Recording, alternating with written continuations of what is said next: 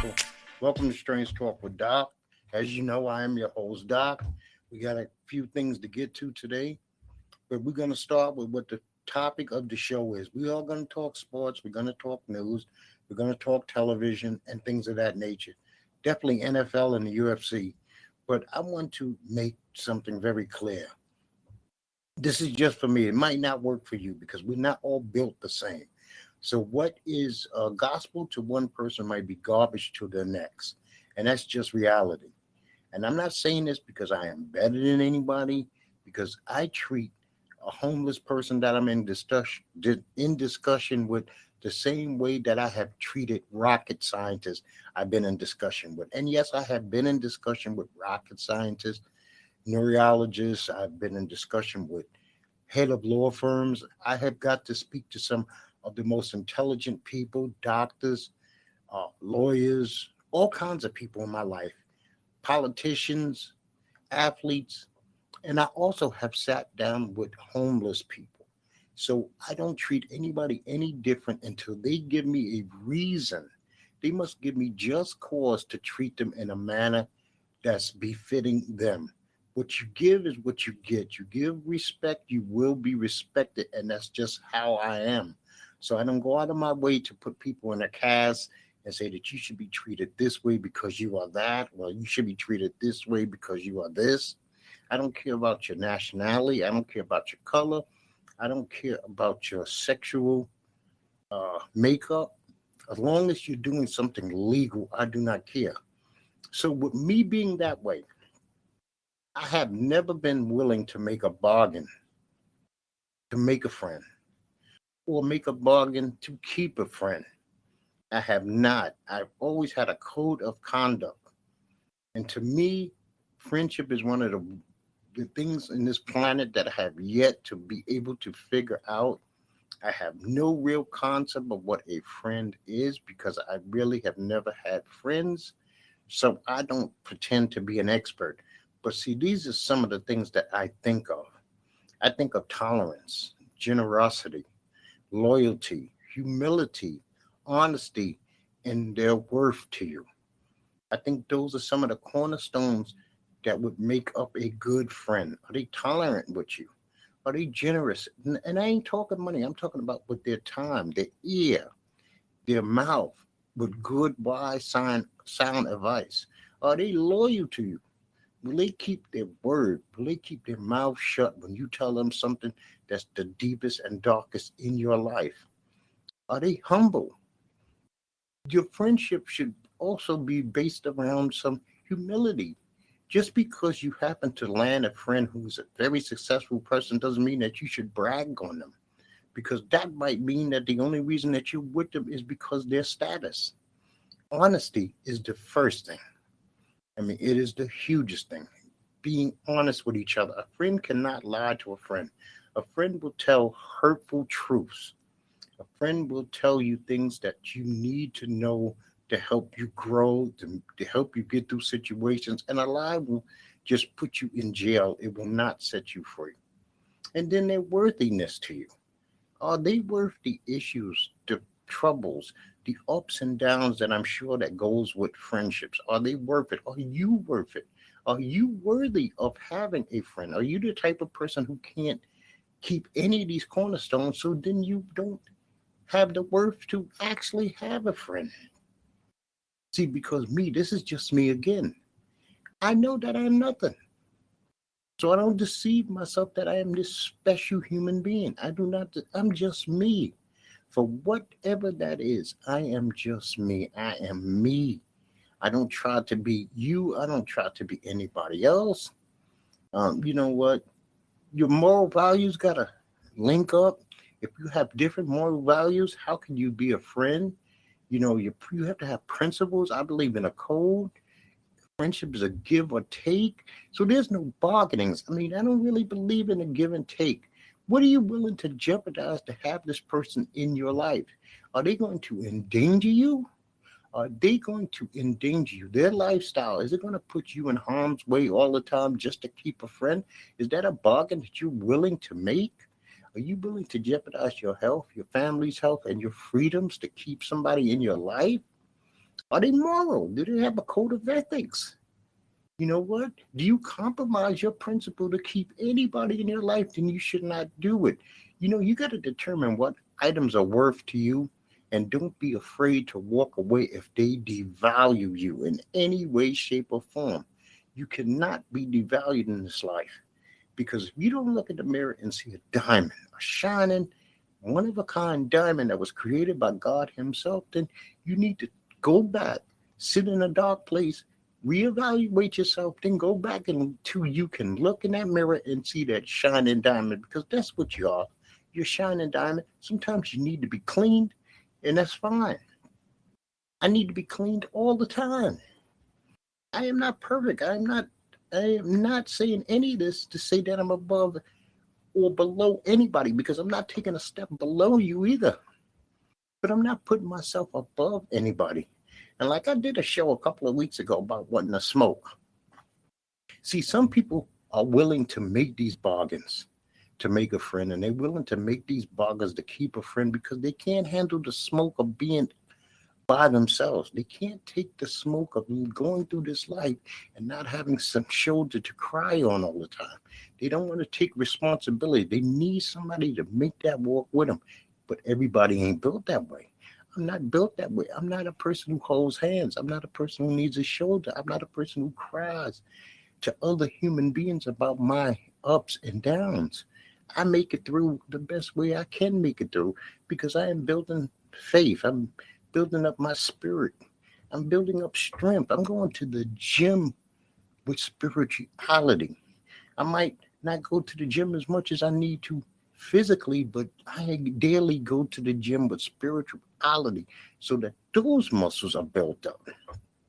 And I thank you for sticking with me through this. I hope I hit on enough of these that I give you at least something to think about. I'm not trying to change your mind. I'm just trying to put a seed in your head so that you could think about maybe there's some of these things that you were doing and that you may need to make some changes. So don't ever bargain to make a friend, nor bargain to keep a friend. That's the point. So Queen Elizabeth II died at the age of 96 years old. Now, I am not going to cuss this woman, nor am I going to praise this woman in any way, shape, or form. This is a woman who was one of the most famous people on the entire planet for a long time, almost 7 decades. She chose to not speak up about apartheid. She chose to not speak about the colonialism from Britain. So she's dead. And now her 73-year-old son, Prince Charles III, is now going to be King Charles III. More than likely, more the same.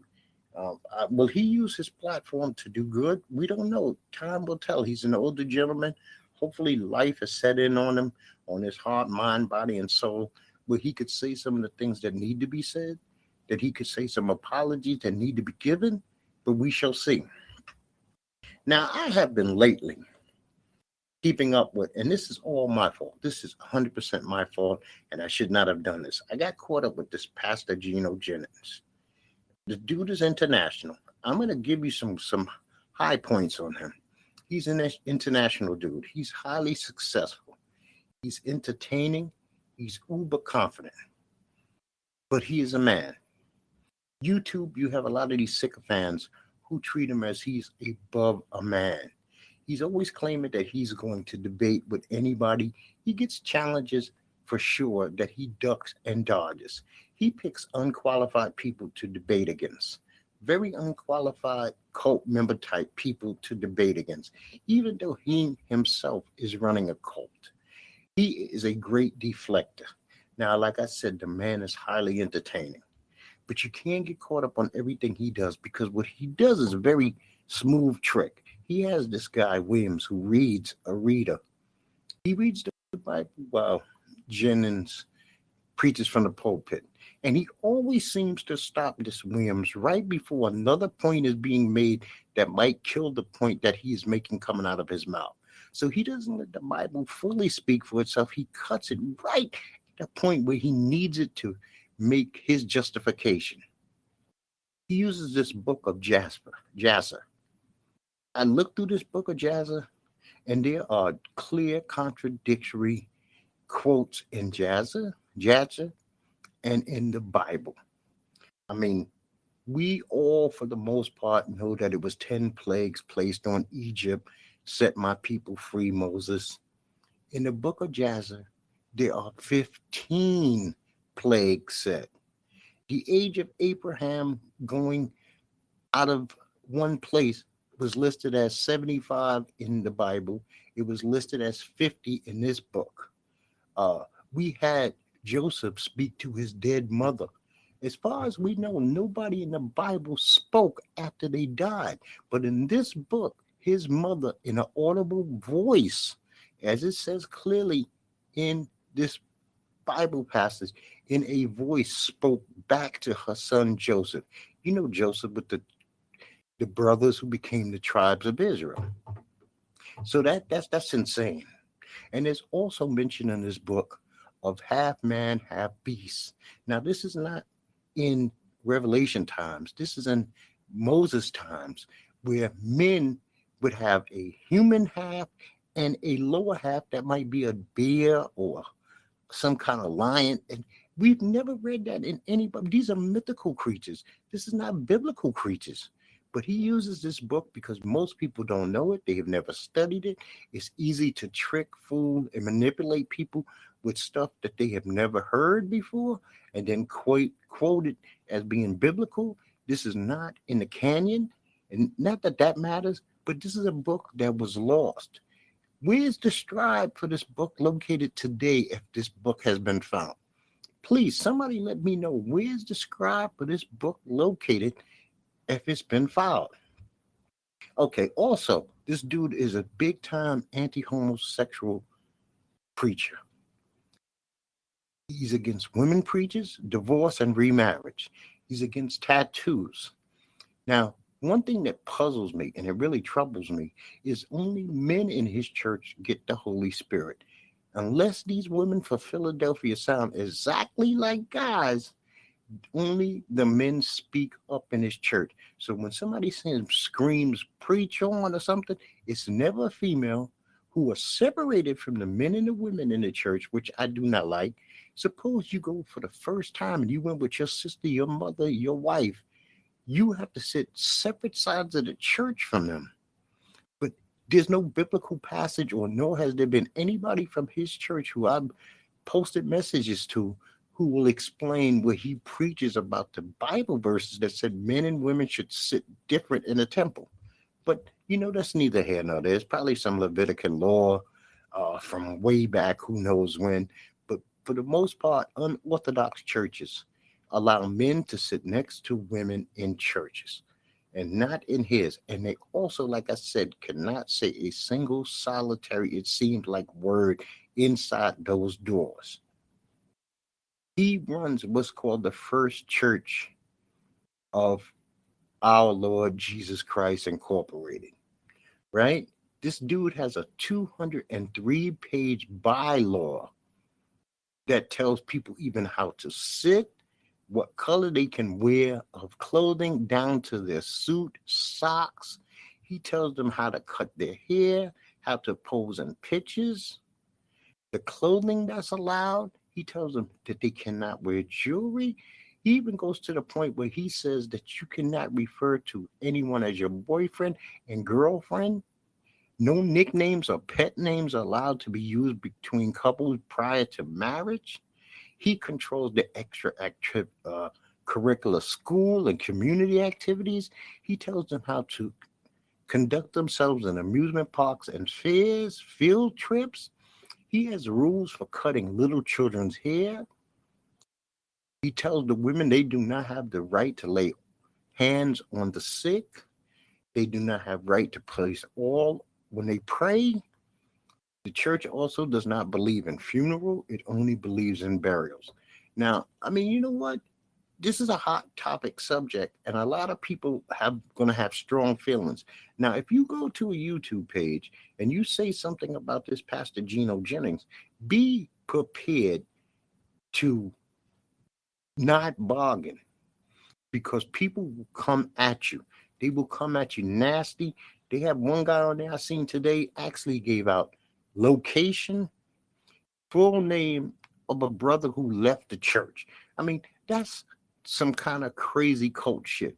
When you give out names, locations of people, what are you trying to do? Get them hurt? What about forgive and forget? I'll pray for you, my brother. We have a difference of opinion and you decided to move left. I'm still going right. And you know what? I wish you the very best. May the Lord find you wherever he finds you and correct you. But no, this was almost in a threatening manner. So I watched some TV. I finished off The Chi. The Chi ended pretty good. I would say that towards the end of the season, it heated up. So if you're a fan of The Chi, you won't be disappointed. And for the fourth or fifth year in a row, I'm going to give them credit. The Chi does not end their seasons on cliffhangers, which is a rarity in television history. Even comedies will give you cliffhangers. The Chi decides to wrap up what they're wrapping up and move on fresh to the next year. So I respect that. I watched the very first 3 episodes of House of Dragons, and so far I am into this, people. I am into this big time. Damon is a beast. If you've seen the show, you know what I'm talking about. I'm sure there's going to be some twists and turns coming up. Episode 4 was on last night, but also was the NFL, so I did not watch it. I have not got back into Power Book 4 yet. I do have 5 episodes on hold. I love the marathon watch stuff, so this fits right into my wheelhouse, being able to have 5 shows to watch. I don't have that one and then be thirsting for another. Hard Knocks finished off, and we'll get into the Detroit Lions later, but the Detroit Lions thinking that they can go through a football season on pure emotion and grit is foolish. Dan Campbell's got to know that talent outweighs everything. Just being rah-rah is not going to get you to the promised land. But like I said, we'll talk about the Lions a little bit later. Kevin Can Go Fuck Himself has come back, but I have not watched any of those. I have like 5 or 6 of those on hold. I have like 4 or 5 City on the Hills on hold. This week, the dark side of comedy dealt with a comedian I'm very familiar with, Mr. Artie Lang. Artie Lang spent 11 years on the Howard Stern Show, which was my favorite show of all time. And I would say that during the time that Artie was there, it was the heyday of the Howard Stern Show. The Whack Pack was on point. Artie, with his personal life, made things interesting. You never know what was going to happen each and every day. I always wish Artie the very best. I don't want anything tragic to happen to Artie. Artie has made me laugh. Many early mornings on my way on the train, I would tape the show and then put it in my Walkman and listen to it on my way in and home from work. So I wish Artie nothing but the best. But, you know, there was a lot of dark revelations revealed in his dark side of comedy episode. Inkmaster returned. Now, Inkmaster got their racist episode out of the way. So the one and only black person has been kicked out, episode 1. So now it's just a regular show. They can move on. The racist angle is gone because the black dude who did a tattoo on episode 1 by far did not have the worst tattoo of the day, but he was the one voted out. It made no sense. Mr. Arronjudge, he's been carrying the Yankees. Matter of fact, last week he had a spectacular week. I think he hit 4 straight home runs, 4 games in a row. He hit home runs. You know what? It's good to see that right now Giancarlo is starting to get his bat. Torres is starting to get his bat. LeMahieu, I believe, went on 10-day disabled list because of some injury, but he should be back in time for the playoffs. We are in September. Hopefully he'll have his wheels back under him by October. The WWE, Braun Strowman returned. Braun Strowman looks fantastic. It's almost unfair that a man that size could look the way that he does. He looks like he's carrying little to no fat. I mean, he's jacked to be so huge. He's a scary beast of a man. And right now, the WWE has a major problem, but it's the greatest problem that you could actually have. Talent coming out of their nose. Everywhere you turn is another person who could legitimately be title contender in good matches. So you know what? Triple H and the WWE has a good problem right now, and there's been nothing but entertainment. So the UFC had UFC 279 Saturday. I'm sorry. Now, what they started off with was Kazmat Chimaev was supposed to fight Nate Diaz, but he came in 7.5 pounds heavy. Let me see. Jing Lee was supposed to fight Tony Ferguson, and Kevin Holland was supposed to fight Daniel Rodriguez. And what happened was, with the weight, everybody being overweight, the scrum at the press conference, it became Nate Diaz versus Tony Ferguson.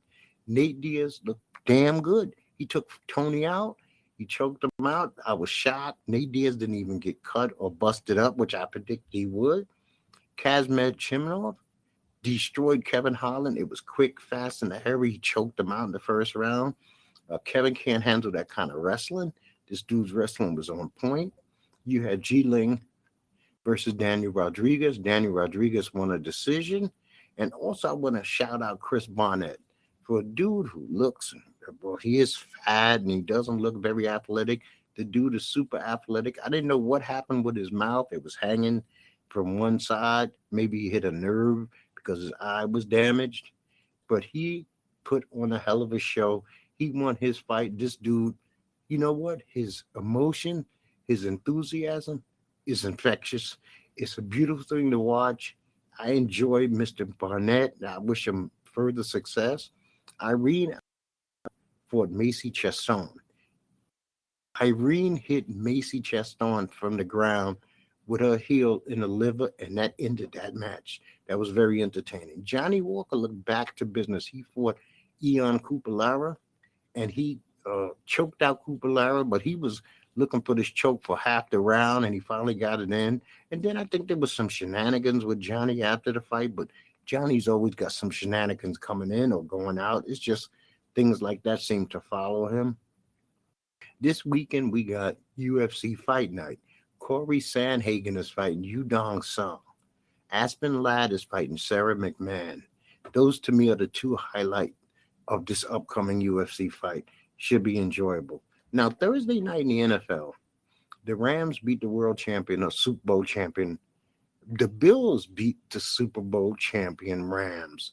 Josh Allen threw for 3 touchdowns, and he ran for 1. And this was all basically in the second half. The first half was pretty much everybody trying to get their sea legs.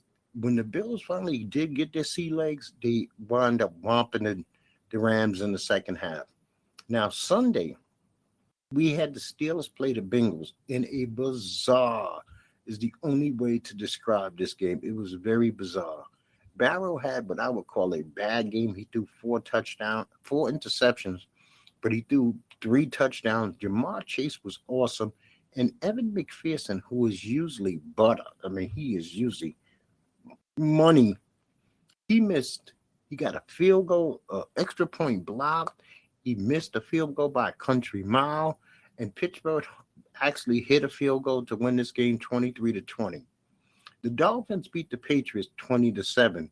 That coach, Mike McDaniel, got his first win of his coaching career, and he got it against Bill Belichick. Tyrell Hill looked pretty good.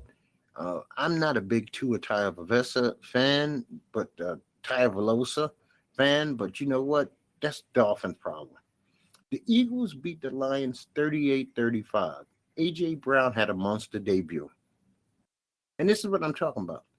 The Lions cannot start thinking that they are getting participation trophies by keeping games close, being rah-rah.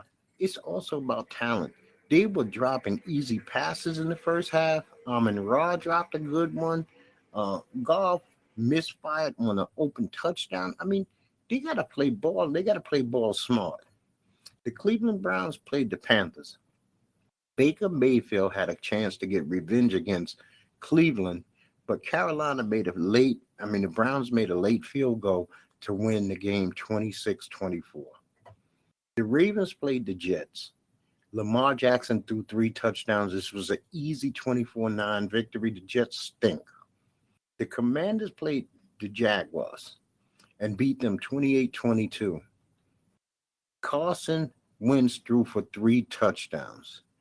You know, and the biggest news of this game was that the Commanders were selling mugs outside the stadium Instead of having the outline of Washington, D.C., they had the outline of Washington State around their team logo.